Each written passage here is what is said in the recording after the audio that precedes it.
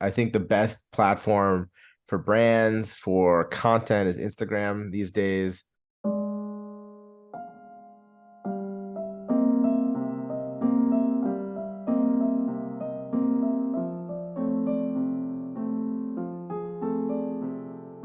Hey, everybody, welcome to today's podcast, the Jeff Heilman Project, episode 30. I can't believe that we made it this far.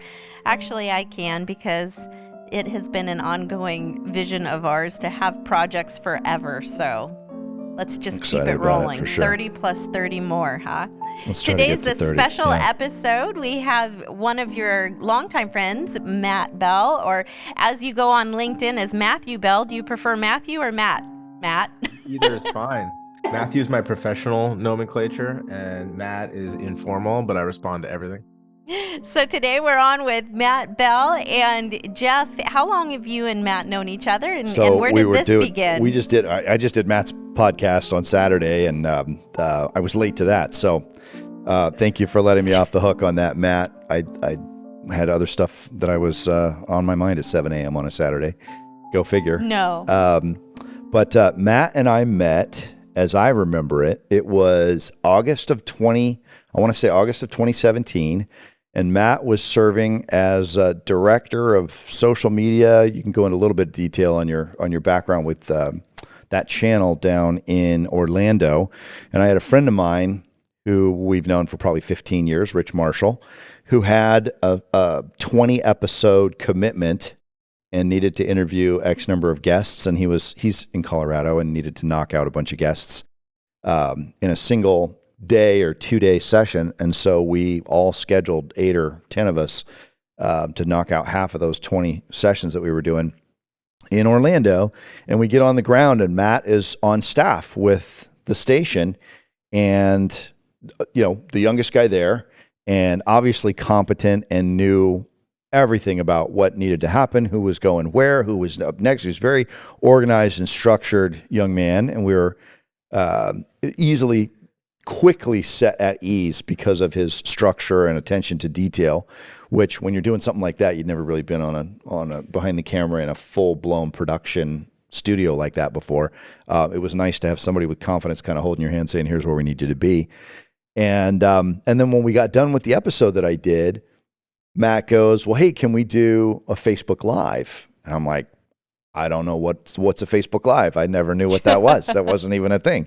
And we did it, and there was I seem to remember there was something like 8 or 10,000 people watching Facebook Live on that at that moment. And it was one of those jarring events that you look like life will never be the same after this. It was like a September 11th, only positive, to where it just was life-changing, and I'm like, I'll never go back to not knowing what a Facebook Live is, because it really made social media and the reach of being an influencer and Instagram and all that stuff, it made it real to me, and I have Matt Bell to thank for that. So anyway, welcome to the show, Matt. Great to have you on the Jeff Heilman Project, and you can go ahead and talk a little bit about, if you can, about that meeting from your perspective, and then a little bit of your background in marketing and how you came up through the ranks and starting in legal and then making the migration into marketing.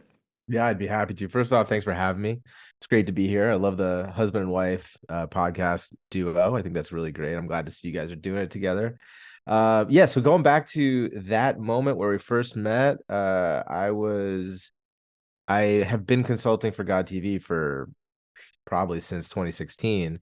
I've filled various roles there for their platform, from fractional CMO to COO, and helped them build out their entire digital operation, and it's thriving today, which is great. So so just to step back, give a little bit of introduction. I've been kind of found my way into the digital tech space after a false start in law. I was considering going to law school, and after working for a law firm for a year and a half, decided that was not what I wanted to do.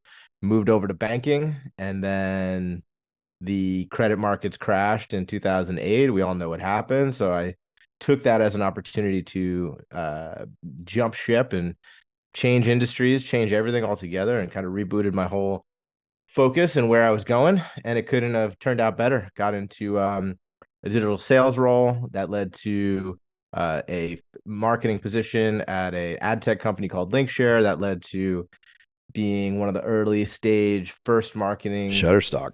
first 5 marketing team members at Shutterstock, which went on to IPO, and I was with them from hypergrowth up through IPO and post IPO, and just fell in love with the tech industry. And fast forward to today, I'm an entrepreneur. I have various different things at all times that I'm working on. I have a consulting business. I'm a partner in a digital agency. We do web design, app design, digital marketing, you name it. And building my own content operation with the podcast I've just launched, and excited about it.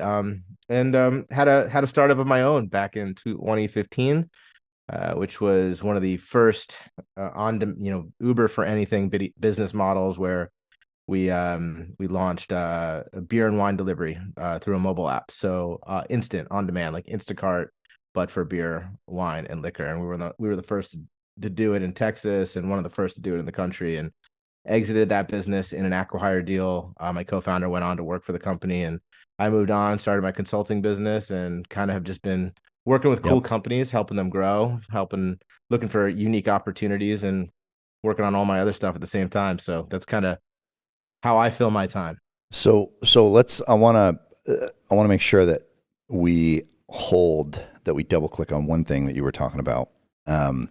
The theme of this podcast, which seems to be evolving, but we're starting to settle in on the following, is to bring the humanities, art, painting, sculpture, food, architecture, design, fabrics, to entrepreneurship. The things about being human, philosophy, how we thinking about what we think about, and why we have certain views, and what to do about conflict that we may feel if we look at art that is something we don't necessarily enjoy, but obviously it took a lot of work, and some people really like it. Like, what is that? What is going on inside of us as human beings when we look at entrepreneurship?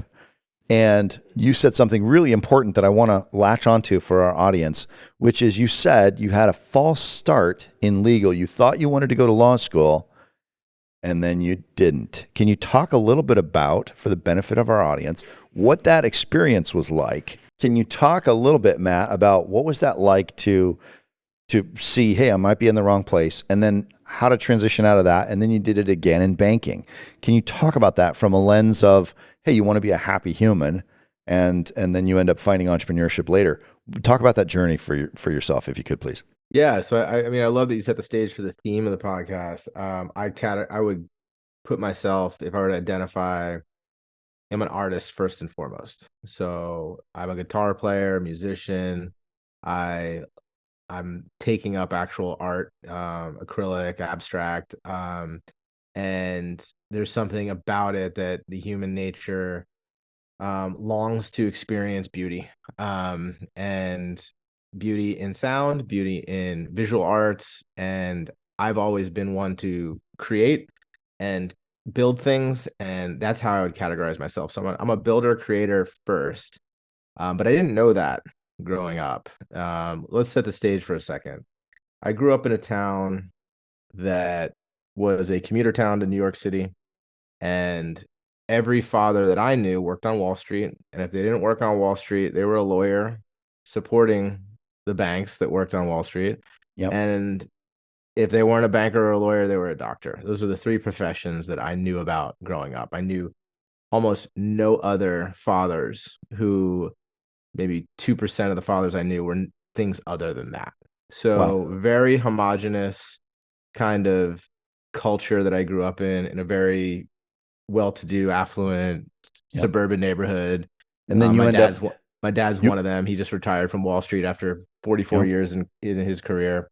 And it's not like it was a bad thing, but if you're compelled or you feel pulled to something different, and I was an anomaly, more of an enigma in high school, where I was an athlete, yes, so I hung out with that crowd, but I was a guitar player and I hung out with the music people. So I also had friends who were artists and filmmakers, and I kind of had this interesting eclectic mix of interests based upon, how my brain worked and what I was interested in. And it really always gravitated towards more creative endeavors, and I wasn't pigeonholed into one thing. But that made it very difficult for me to find my way initially and to figure out what I wanted to do, because the model that I was being raised in, not forced upon me, but the only thing that I had experienced was you graduate high school, you go to college, then you go become an analyst on Wall Street, and you do that for 10 years, and then you make director, and then VP and managing director, and you go and you climb the ranks. And it's a very fine career if that's what you want to do. But that to me appeared very soul sucking. But didn't So know it I until I knew it. And then So after when I was a senior in college, I was trying to you end figure out up what I wanted to do breaking you end next. up breaking creative by going to Scranton Yeah, and I did not focusing want to on go a to college. media. That's why I ended up at Scranton.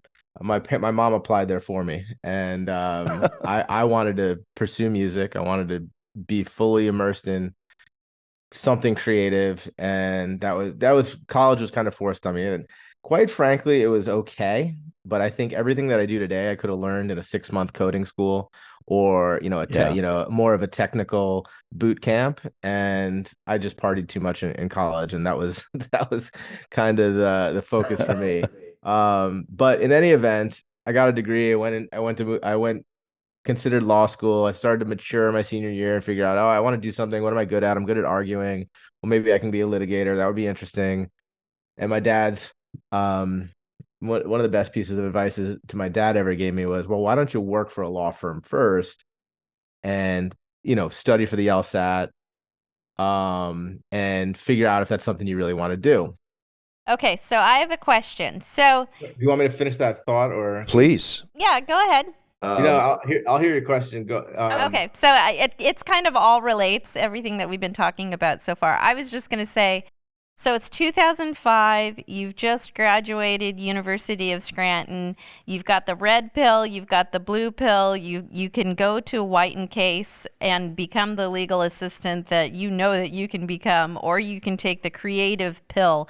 Would you go back and like circumvent having ever done the legal stuff and just go straight for creative, or do you think and believe that the things that you took from White and Case and then from banking, did that aid you, or did that impede upon your creative goals and outlets? Yeah, that's a great question. I'll answer it. I just want to tie off that story that I was telling before, that my dad gave me the best piece of advice ever, which was work for a law firm first, decide if you want to do it. And I did well on the LSAT, could have gone to law school, but I actually hated it, because it was the same path as, it was just working for 8 years to get to make 8 to 10 years to make partner, to work a little bit less, but still working your butt off for your hours. So to answer your question, I believe everything happens for a reason, and I'm very Mm-hmm. well-rounded in my skill set and my knowledge base. So for instance, now when I do deals and I do contracts, I do all my own legal. Yeah. Well, I don't require a lawyer. I can pretty much very competently piece my contracts together and just, if anything, have my lawyer review it for 15 minutes just to make sure it's sound. So that worked out in my favor. I got to work on very big litigation cases, Enron, WorldCom, Tyco, all the major white collar fraud cases, which were high profile, interesting cases. So that was really interesting. And then when I made the switch, so I was doing mostly, I was a floater, as they would say. So I wasn't dedicated to one at White and Case, which means I wasn't dedicated to one particular practice. So I had a very well-rounded experience. So I worked in M&A, I worked in litigation, I worked in securities. We did some stuff with the NFL, major law firm, major cases, major clients. And when I was working in the financial kind of stuff, I thought, well, if I'm doing this work, it would be far more lucrative and advantageous to be on the banking side, because we were basically just the secretaries of the bankers, right? We were not making the money, we were not creating the business. And that's what led me to get into banking. And then in banking, it could have been great. It could have been really interesting, could have been great, but I was only in it for about a year before the entire financial markets just melted Yeah. down. And I would say that I'm glad I have done both. I'm glad I'm out of both, but they helped they helped shape me in very unique and different ways that have contributed to my knowledge base and resources and overall skill set and the people I've met. And I wouldn't do anything differently.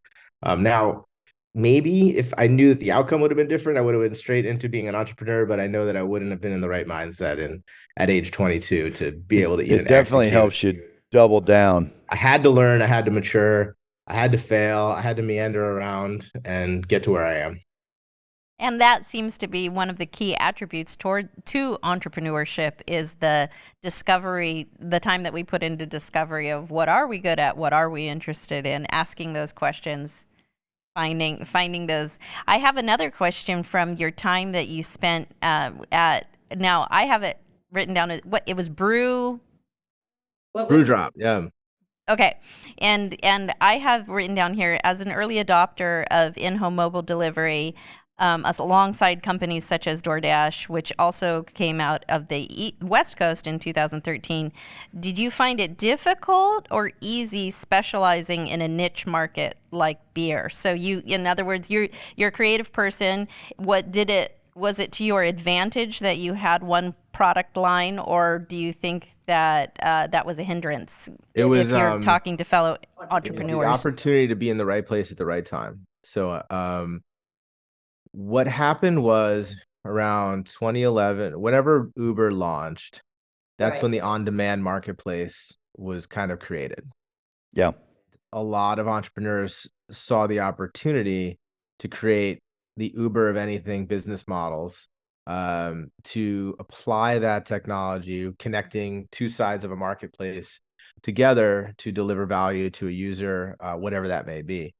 And you had Uber launched, Instacart launched, Favor, I think, was launching around that time, which is kind of like Postmates, and everything was being brought to you out of convenience through a mobile app.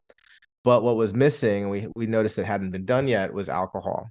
So we did Mm-hmm. beer, wine, and liquor to start. And what we found was Instacart and the grocery delivery apps didn't touch alcohol because it was too complicated for their business model. They just focused on groceries because groceries couldn't it was the law around it was very complicated. Yeah. And Especially in Texas, I can only imagine.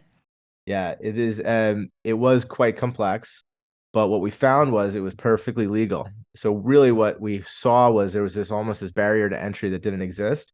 People just assumed that it was illegal. What we Mm. found was when we researched is that the only law that the only legal requirement was whether the alcohol exchanged hands in the liquor store or it exchanged hands at the door of the customer. It had to be delivered by an agent of the store, and all that needed to happen was the ID needed to be checked. And once we discovered that, we said, "Oh my gosh, we're sitting on an untapped opportunity. If we play within these rules, which are very simple to do, we could be first to market with this really cool idea." And we were. And so in Texas, we launched. TechCrunch wrote about us. VentureBeat wrote about us. All these major publications jumped on us. We were the first to market. We got 10,000 downloads in the first month, without any marketing budget. We got to, $30,000 a month within the first 2 months of gross platform revenue, all with no marketing budget. Two brothers with very little capital, built a good product that people wanted. And, product market fit is kind of defined as when you notice that the market is pulling at the thing you've developed, that's product market fit. And we couldn't scale quickly enough. And it was the right thing at the right time. And Wow. one funny thing about Texas and the legal framework, Texas is a very old boys, very litigious, or very legally strict, rigid kind of infrastructure. One order came from the TABC, which is the Texas Alcohol Bureau Commission, and our delivery guy texts us and says, "This is actual address is the TABC. What do I do?" And we look at each other. We're like, "I guess deliver it. I mean, let's see what they're all about." And they were just testing it out to see how it worked. And one of the things that was really cool about that, being at the right place at the right time, we got to first to market, but immediately, once everyone saw that we were in market, the copycats came, and it was really just a land grab. But once there were about 6 competitors in the market in Austin, which was our primary market, one of the tech journalists, placed the same order at the same time with all the apps, like 6 different apps, and he wrote a very honest review of all the apps and the experience and the service. And he gave Brewdrop the best user experience out of all the apps. So when I think of, there's a book out there called Hackers and Painters, and I forgot the name of the author. It'll come to me, but really, when I think about the tech industry, we're artists. We're building product that is designed to be used by people and designed to delight people, and that's what art is. There's no other purpose for art except to delight the viewer, and that's what we're trying to do with technology. So I felt very proud that we built something elegant that served its purpose, but also gave the best experience. And that was kind of my artwork for that season of life. Yeah, and I loved that. I love that you were describing it in such a simple way. I love the fact that it was a niche. It seems like it was a niche market at the right time, at the right place, and it sounds like it was a very simple way of solving a very complex problem.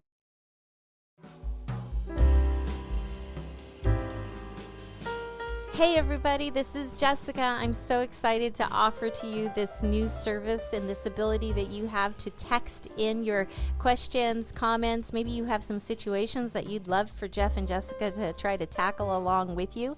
You can text us now at 203-646-1472. Your phone carrier may have standard rates that apply, it being a text, but this is a free service from us to you in which we would like to participate with you in an ongoing conversation about how we can help and what we can possibly do for you.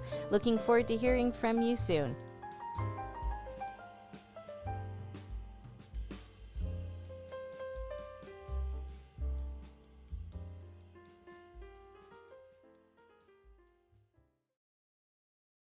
But yet, perhaps because of your knowledge, because of your interest in legal, because you weren't scared and didn't run the other direction because of your legal background, it was something that you were able to kind of bring the two worlds together and make this amazing product. And so that's just incredible. I love hearing stories like that. Yeah, it was a lot of fun. We were hometown heroes for a while because everyone used it in Austin. And it was we were chasing the number one who had launched simultaneously out of Boston at the time, a brand called Drizzly. And our failure with Brewdrop wasn't the product side, wasn't the brand side, it wasn't the user experience side. It was really kind of the management experience side, and I was just not good at raising capital. So Matt, if I look at there's a lot of entrepreneurs, young guys. I mean, the majority of our constituency is 25 to 35-year-old entrepreneurs, 25 to 35-year-old folks who are, let's say, tech savvy and social media aware.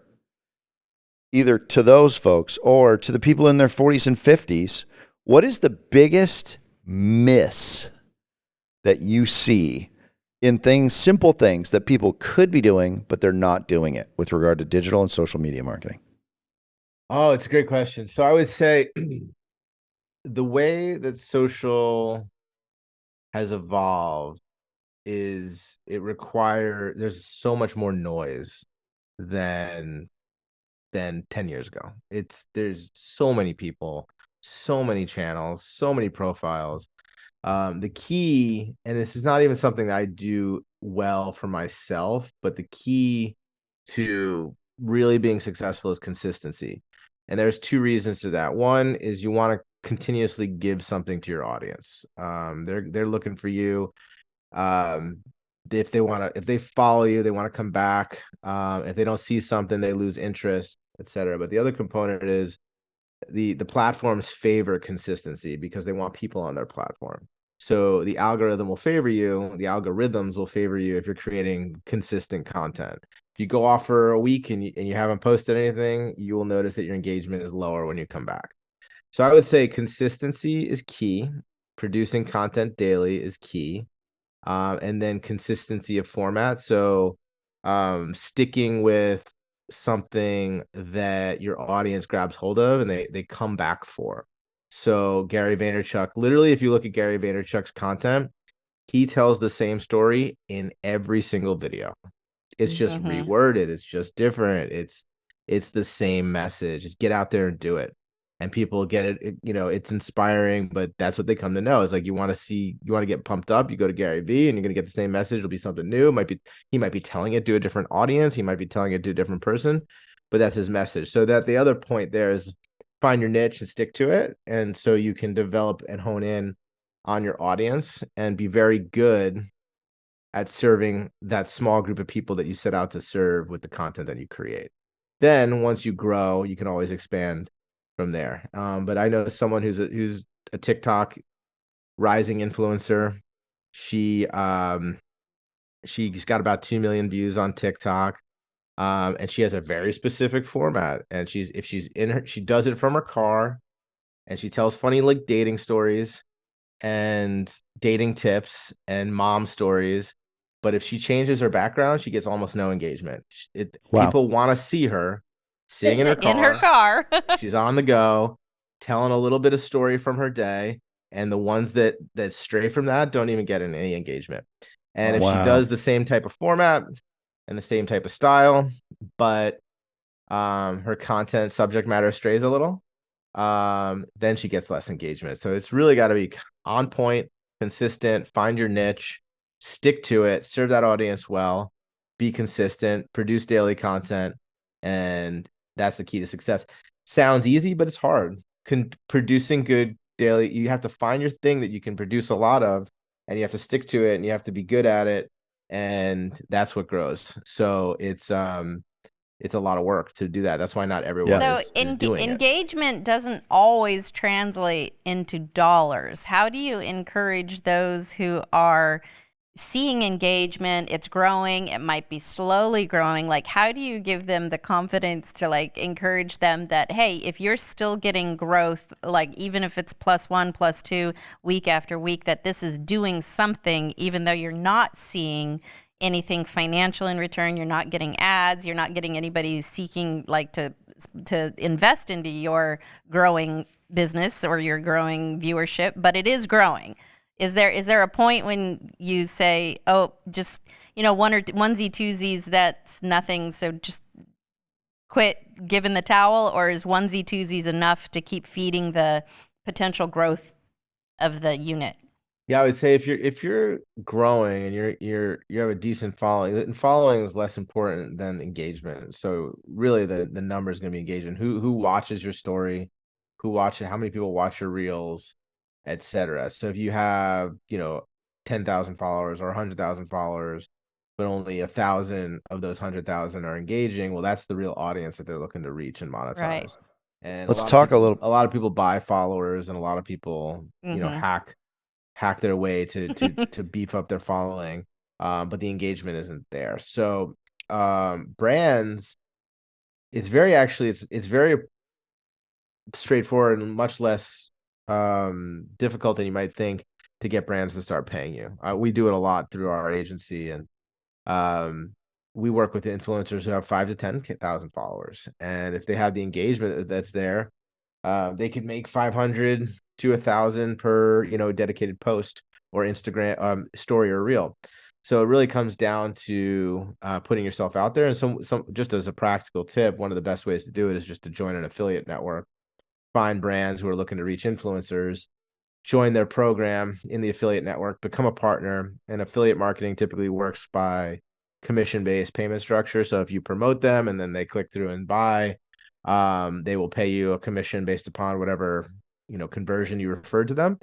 But that's a good way to get in the door and say, we actually require $500 or $1,000 to create the content, and brands will pay it. So it's not, we do it all the time. We have one of our brands that we work with has a $40,000 a month monthly budget for, influencers and content creators. So you just got to find the right brands, and if the engagement's there, you can do it. Awesome. Let's talk a little bit about the commitment and then the engagement that comes from that on the, as the yield from it. When you think in terms of engagement, are we talking comments? Are we talking number of net new subscribers from a given piece of content? When you're thinking engagement, what are you measuring? What are you thinking about? I'm thinking views. So if the brand wants to get in front of eyeballs, and they can do that by paying for display impressions, they can do that by paying for connected TV advertising spots. They can, Yep. and those are generally effective, but less effective than someone endorsing your product and recommending it to the audience of people who love to follow them. It's as simple, it's as simple. That's how the Fire Festival became the Fire Festival. Right. It was like 100 models and social media influencers, very big names.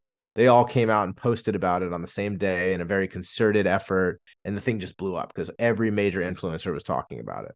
You can do that on a smaller scale as a brand, and you can be a part of the mix as a smaller scale influencer. If you, one way to look for it is, follow other influencers, see who's getting the deals, and reach out to those brands and say, I'm just like so and so. And I have a very similar audience. I'd like to represent you as well and partner together. And it's really not as hard as you think. But yeah, so I mean, the engagement, there's several different kind of metrics to track engagement. But views is basically, You've got views, impressions, you've got likes, and you've got comments. The most important to an advertiser is going to be the views if they're authentic. So they want to see eyeballs in front of their brand. And the difference between doing it through a traditional, more of a linear kind of advertising model, like advertising on TV or radio or display advertising or connected TV advertising, is that the audience is far more engaged. So the views through a social influencer's post of your brand content are going to be more powerful. That's the kind of the hope. And if you pick the right influencer and they have authentic followers and their engagement is legitimate, that tends to work very well. so if you're an entrepreneur with a small most important business, being getting that brand message in front of or that content in front of that influencers or social media person's audience. so it's actually a good segue into the next question, which is, let's say you're an entrepreneur and you got 5 employees or 10 employees, and you don't have the ability to hire a full-time $100,000+ a year digital and social media marketing expert, or you have somebody who's 40 or 50 grand a year and they're doing some work and do some of the heavy lifting, and you do not want to become a full-time Gary Vaynerchuk 30-hour a week content creator yourself, in addition to your 80 hours a week running your business. Talk to us a little bit about what can they expect from Bell Interactive, from you. What are you working on? What are the things that are coming up in the future, and how can people reach out to you on social media? Yeah, so I've actually Bell Interactive, I've shifted gears over the last few years, is really just the kind of the brand that I put my personal consulting under. All the digital, social media, performance marketing, web design development, the digital media operations we do under our new brand, Honest Labs, which is honestlabs.co. So Honest Labs is kind of a full service digital agency. And for the most part, we've been focusing on helping brands build digital products and then helping them grow them. So we do focus a little bit less on social media through our core operations, but we do it all. And we are the team, we have the team in my ecosystem that did all the social media work for God TV, that case study that we mentioned earlier, which is how we met. And we definitely we have the chops to do it and the capacity to do it. We've just been focusing a bit more on larger ticket clients. We did a project for Netflix for the launch of their season 3 of the Outer Banks show that they do. They did a big music festival, and we did the whole website for them. We just did a launch for this new tequila brand called Southbound, which is endorsed by Carrie Underwood. She's the celebrity behind it. So we're doing really interesting projects with some big brands and big people right now. If then people want to find me, look for me, you can follow me on Instagram at Matthew Bell Official. And then if you want to reach out, you can go to honestlabs.co and hit us up there, and would love to chat. Matt Bell of Honest Labs from Charleston, South Carolina, tuning in today on the Jeff Heilman Project. Matt, from the very beginning in 2017, which you would think is doesn't sound like that long ago because it was only 6 years ago, but think about how much the landscape has changed just from TikTok. Like, was TikTok even around 6 years ago? I don't even know. I don't think it was 6 years. I don't think it's 6 years old. I don't think so. massive. TikTok's an interesting product. Yeah. It definitely favors US users. Yeah. And US users get the best engagement. So it's a funny world we're living in right now. There's always a new thing, and you want to be on the new thing if you want to be in front of the new growing audiences. Well, I'm going to put you on the spot for this for a minute. Threads, talk about it. Are you on it? Do you care? I signed up day one, thought it was trash, and quit it. Yeah. Wow. Okay. And then Twitter. Are you back on it? Are you spending time on X? I mean, I have profiles and I keep them around. I think the best platform for brands, for content is Instagram these days. Yeah. Snapchat works, but it's a younger audience. TikTok is great, but it's also a little bit harder to monetize because while the engagement looks good, the performance is a little bit lower. So I think if you get good engagement on Instagram, it's going to convert better to, brand activity in terms of sales or conversions or whatever the case may be. So that's my hot take. And Facebook is just a cesspool for aunts and uncles to argue about politics. What about LinkedIn? LinkedIn still seems organic reach LinkedIn's great. LinkedIn's good. They got to master. They have a lot of work to do on spam messaging because it becomes almost unusable with how many, message requests I get each day. But the engagement can be very good on the feeds and the post content if you do it right. I love it, dude. Any closing questions, Jessica? What else is number one on your list from here before we adjourn with Mr. Bell? No, I'm just fascinated. Thank you so much for sharing your wisdom, and thank you for being flexible with us through the many distractions. And a salute goes out to our Andrew here, who's going to be able to magically bring all of this together. Splice everything together in I post. have such high regard for anybody who's in editing, content creation, marketing, just the amount of hours that you must put in researching in order to do what you do. Matthew, is just hats off to you. Thank you so much for forging ahead for all of us so that we can jump on board and try to do something good with this awesome opportunity that we've had to share content and add value. And you were a big proponent for this podcast. You told me in the beginning. I think I called you before we even did one episode, and I'm like, all right, what's the deal with podcasts? And you're like, well, you're going to do a couple of them and you're going to love them, and then you're going to do a couple more and then you're going to hate them. But then it's going to rally and you're going to come back and you're going to love them pretty soon. And I think we're through the hardest part of that first 6 months of publishing every week, which I think if it was purely based on my self-discipline, I don't think we would have 30 episodes under our belt. It's Andrew, it's Jessica cracking the whip to make sure that we're doing recording every week, and it's Andrew doing all the reels and shorts on Insta and YouTube, and making sure that we publish every week on Friday, the audio, and every week on Tuesday, the video. So hats off to these two for episode 30, which is now in the books. I do believe that Matthew was the one that was the first to He's inspire the first, 100%. And encourage I would what never we have going right understood the value in 2017 of social media. By the way, I don't know if you know this, Matt, but a funny fun fact. We did our first Facebook Live together in August of 2017, and I think you might have tagged me in it, so maybe I can find that somewhere, or we can leave a link to the first Jeff and Jessica's first Facebook Live. But then in September, three people texted me a link to Gary Vaynerchuk, 3 different people on the same day. And it was because of the work that you had done with Facebook Live that that made me recognize, oh, this is like a thing. And then you and I went to work with Jeff Bush. But thanks for being with us on the Jeff Heilman podcast.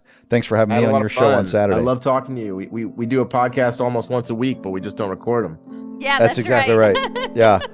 Great being with you, bud. And we'll catch up with you next round, and I'll let you know when this goes live. Awesome. I look forward to it. Keep going. I appreciate what you guys are doing. Thanks for having me on. It was fun. Thanks, bud. Talk soon. Bye-bye. Bye. Bye.